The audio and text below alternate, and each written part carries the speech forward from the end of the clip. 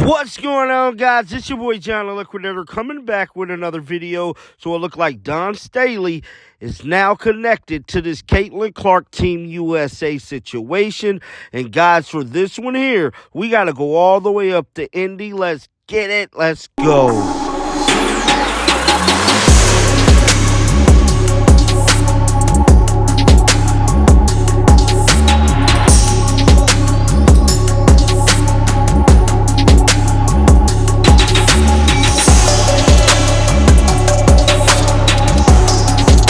We have a lot to unpack in this video here today, so it looked like Don Staley has now been included in the fire when it comes to Caitlin Clark and his Team USA situation. New information has been revealed, in part with her involvement with keeping Caitlin Clark off the team. Now, we know yesterday Caitlin Clark and Indiana Fever head coach Christy Sides spoke with the media, and those clips went viral, set the nation on fire as well. We're going to unpack some of those again today, and it looked like USA Today released another article detailing why Caitlin Clark was left out of the team. But at this point, man, it seemed like all these media outlets is trying to justify them leaving Caitlin Clark off the team, because I believe they didn't think all of this was going to happen. They didn't think the Caitlin Clark fans was going to go this hard for her, bruh. And it's crazy, because when you think about everything that has transpired between Caitlin Clark leaving Iowa, joining the WNBA, she's clearly a top-notch player.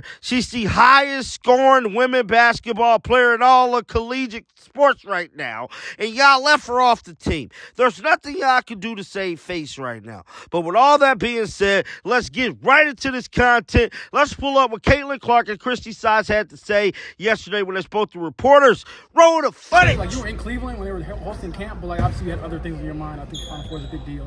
So what was it like trying to balance, like, I want this opportunity, but this other opportunity is right in front of me? Yeah, I don't think there was like a preparation. It was more like just go about my business how I have my entire career, and if that's the opportunity I get, great. If I don't get that opportunity, there's still a lot of positives in the time that I'm going to have off. The opportunity to be motivated to hopefully achieve that at some point in my career. And but yeah, I think a lot of my focus was on my college season. I didn't have time to go to a training camp, and then obviously it was a quick turnaround to come here. So. I think it's just a good motivation for us, and then we all know how talented that team is. Like, you look at that roster, and a lot of players I've already had the opportunity to play in this league that are just so good, and I know they're going to go out there and dominate, and I'm going to be watching and cheering for them. So it'll be a lot of fun. Have you heard from anyone that stood out from you about that decision? Meaning like an NBA player or anything like, or someone you're close? No. We're talking in a lot of ifs here. I know you just said you would like that rest, but if there is a player on that roster that's too injured to play and they call you, what would your reaction be? Yeah, I think it would be a great opportunity. A lot of ifs. So, my main focus is on the Fever. Like, that's what it is. If USA Basketball needs something, I have a great relationship with them. But the 12 they have selected are really, really great players. So I think they're in pretty good hands. A great coach, Cheryl's a great coach. Selection committee did a really good job. So, just focus on the Fever and what we can do to be better. Yeah, a little disappointed, of course. She's my player. That's the hardest team in the world to make, right? Like, that is a tough team.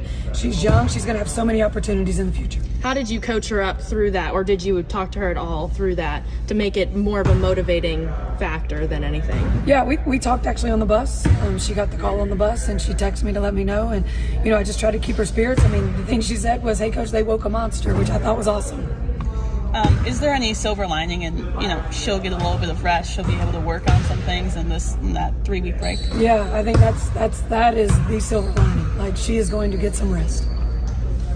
Looking at the Sun, what do you take from that Mystics game that you can build off? That was Caitlin Clark and Christy Sides setting the record straight about the Team USA situation. Now, just like I stated in the early part of the videos, new information has been revealed about South Carolina head coach Don Staley playing a major role in Caitlin Clark not being on the team. Being reported that Caitlin Clark fans has been throwing a lot of blame around in the last recent days after it was announced that she will not be playing for Team USA in Paris for the 2023 2024 Olympics. While the general consensus is outrage about the snub, people haven't been sure about who is directly to blame for this whole situation. That is until the 5 members of the Team USA Olympic Selection Committee was reported on Sunday morning. And in this photo right here, these are the 5 women that determined Caitlin Clark was not going to be added to the team. One big notable face on this photo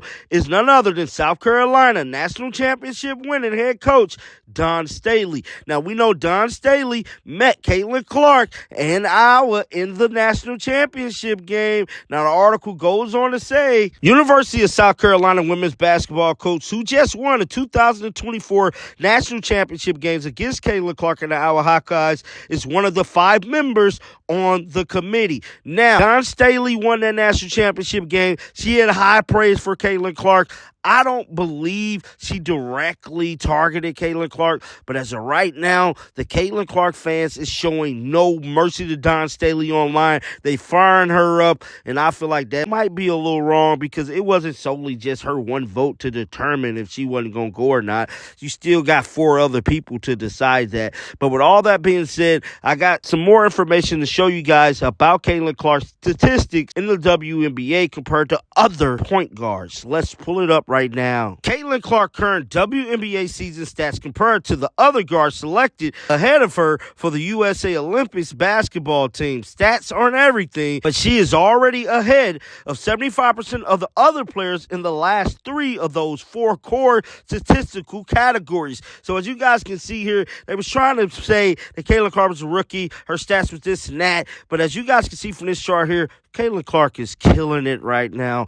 Moving on to another story. So USA Today came out with another article yesterday in regards to Caitlin Clark being left out the team. Just like I said in the earlier part of the video, bruh, they trying to save face for this committee and the WNBA as a whole for hating on Caitlin Clark. It's being reported that more information has come out in regards to Caitlin Clark reasoning why she did not make Team USA. She is too turnover prone. Her total 67 and average 5.6 games are well above those of anyone else in the WNBA. Those misses will likely multiply at the Olympics because she'll be firing passes at players with whom she's not had a chance to develop timing with or chemistry. Clark has never even practiced with the senior national team. She was invited to the final training camp before the roster selection, but had to miss it due to the Final Four. Now, Caitlin Clark did speak about her not being able to make it to that practice because she was in the Final Four, but golly, man, y'all can't hold that against this young lady, bruh. The article goes on to say, Caitlin Clark defense also remains a work in progress, which could make her a liability, and as much as she struggles with the physicality of the WNBA, the international game is even rougher. So they trying to say that they gonna put the beats on her in the Olympics? What? The U.S. women have been more dominant, winning the last 7 Olympic titles without dropping a game, but that also puts a massive target on her back, and the opponents will only try to put more pressure on the young star. So, guys, it looked like USA Today is singing a totally different tune. So when this whole situation happened, USA Today was the ones who actually broke the story about Caitlin Clark not being on the team. And so now I believe by them breaking this story and this story blowing up the way it has, because it has broke the internet, bro, because at the end of the day, somebody has to take responsibility for not putting Caitlin Clark on his team, and it looked like everybody is passing the buck each and which way. Now they're blaming Dawn Staley. At first they was blaming Cheryl Reeve. Whatever the case may be, somebody need to take responsibility for not putting Caitlin Clark on his team, because at this point, everybody's pointing fingers at each other. Get down in the comment section. Let me know your thoughts about this. Keep them bells on, because you know what? I'm going to put it on blast. And like always, man, until next time, shake the haters off. I'm out of here. Peace out.